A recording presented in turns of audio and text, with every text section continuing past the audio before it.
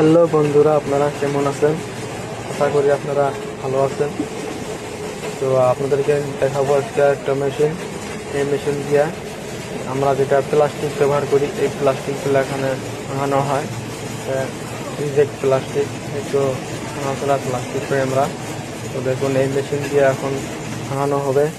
দেখুন, এই ভাঙানো হইতেছে অলরেডি। দেখুন, টল দিয়ে দেখুন টুকরা টুকরা হয়ে একদম ছোট ছোট হইয়া বাড়াইতেছে।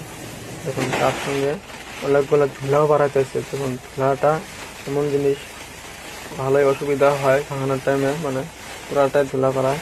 তো ধুলা বাড়ানোর কারণ হলো এই যে প্লাস্টিকের মধ্যে অনেক মাটি, ধুলা, এগুলা মানে মাটিতে পড়ে থাকা বস্তু। তো ওই জন্য দুনিয়ার ধুলা বাড়ায়। এর মধ্যে পানি মারা লাগবো, পানি ছিটিয়ে দিলে তাহলে শুনে ধুলাটা বাড়াবো না। তো পানি ছাড়াই কাম করতেছে এরা। তো মানে মানুষও কম দেখি, হয়তো পানিটা মারার সময় পায় নাই। তো দেখুন, এগুলো ভাঙাইতেছে। দেখুন, এগুলা হলে আরও মেলাগুলা ভাঙাইতেছে। তো এই মেশিনটা হলো ইলেকট্রিক মেশিন, মোটর দিয়ে। আমরা সাধারণত মোটর কই। তো দেখুন, এই মেশিনটা ভাঙানো হলো।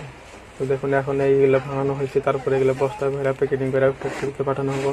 তো দেখুন, এই যে মেশিনটা দিয়ে ভাঙানো হচ্ছে। তো আশা করি আপনাদেরকে ভালো লাগলে শেয়ার করে জানাবেন, আপনাদের বন্ধুদেরকে শেয়ার করে দেখাবেন ভালো লাগলে। তো আমি 10 রাখলাম আজকে।